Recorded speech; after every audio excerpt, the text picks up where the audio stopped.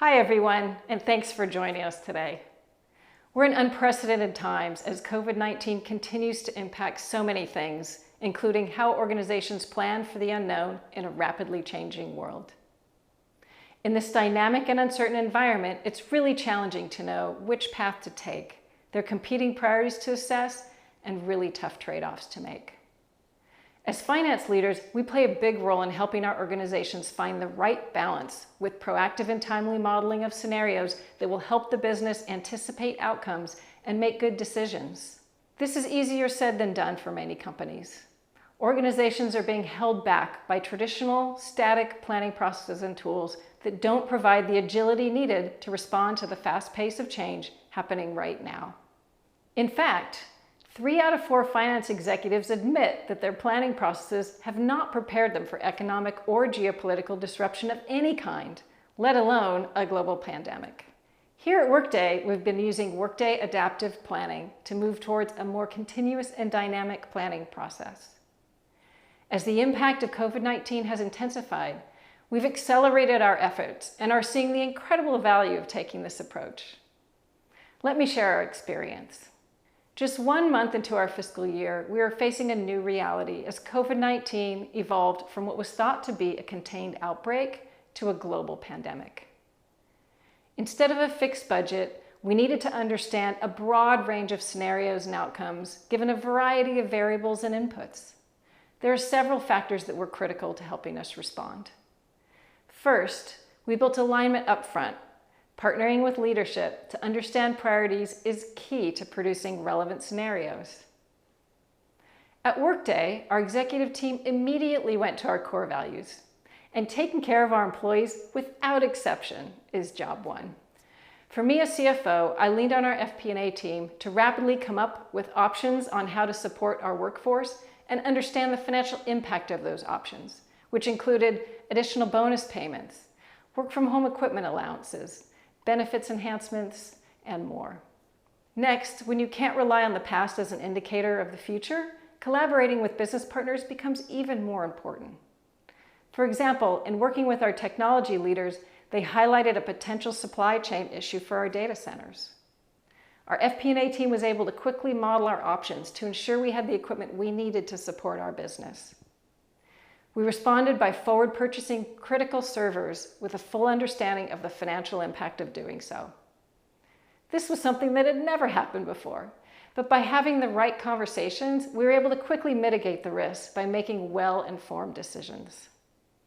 Another factor that's near and dear to my heart is having access to real-time data and multidimensional views of the business. Because we have real-time data and can slice it by a myriad of dimensions, we've been able to quickly understand trade-offs. For example, by looking at our customers by industry, we can quickly assess the risk to our accounts receivable balance and make better decisions as we weigh the possibility of assisting some of our most impacted customers against our internal priority for liquidity. And one last thing. It's more important now than ever to model several years out.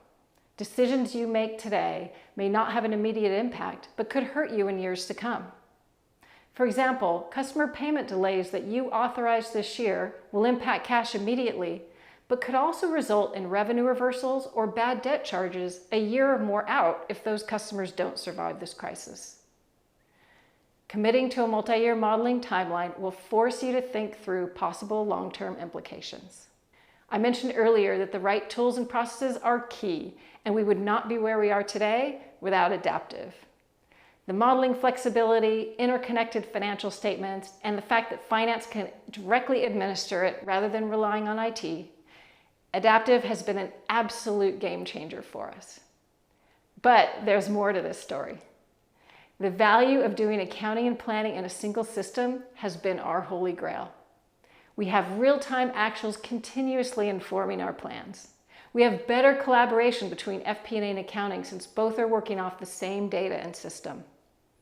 Our budget owners have self-service reporting that allows them to monitor their real-time spend and metrics anytime, from anywhere, helping them make better and faster decisions.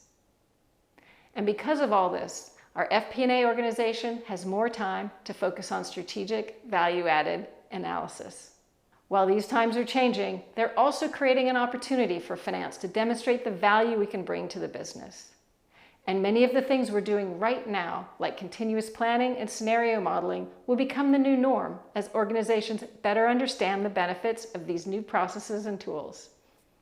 If we do the right things, not only will our organizations emerge much stronger, but finance will emerge with an even more critical role within our businesses. At the beginning, I talked about the need to be agile in the face of uncertainty.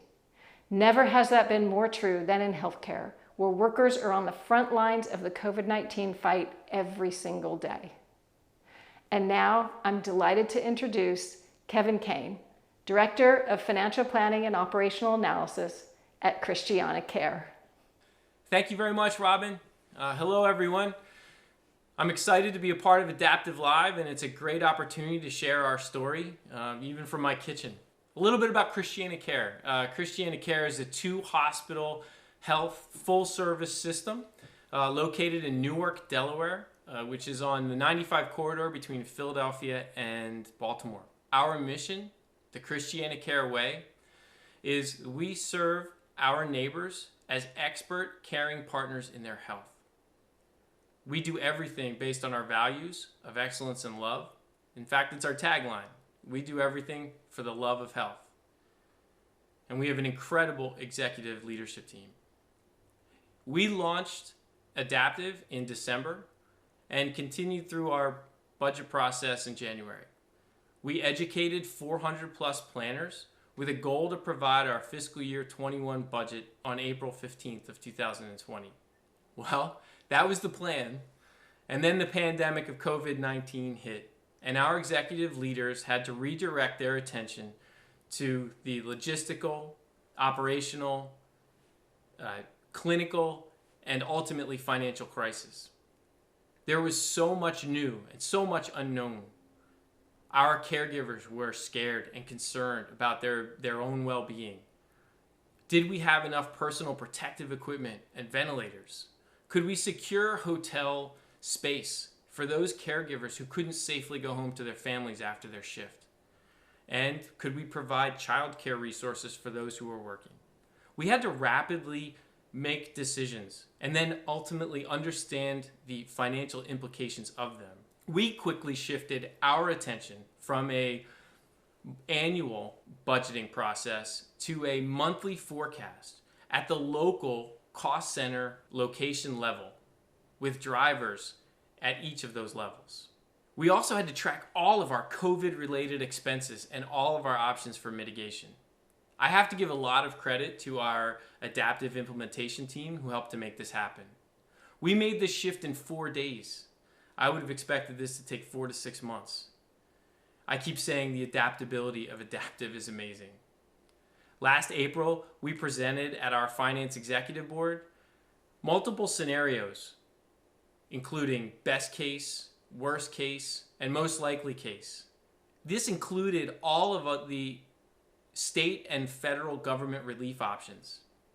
We walked through how we could safeguard our organization and set the board up to make really tough decisions in the upcoming months. I'm proud and grateful to my team. They're exceptionally talented.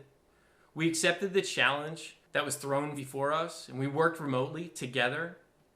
We improved our modeling capabilities and our sophistication in Adaptive. I'm very confident that we are ready to handle any change that comes forward at a week's notice, a day's notice, and a moment's notice. In fact, we've replaced the word change with next. We're ready for what's next.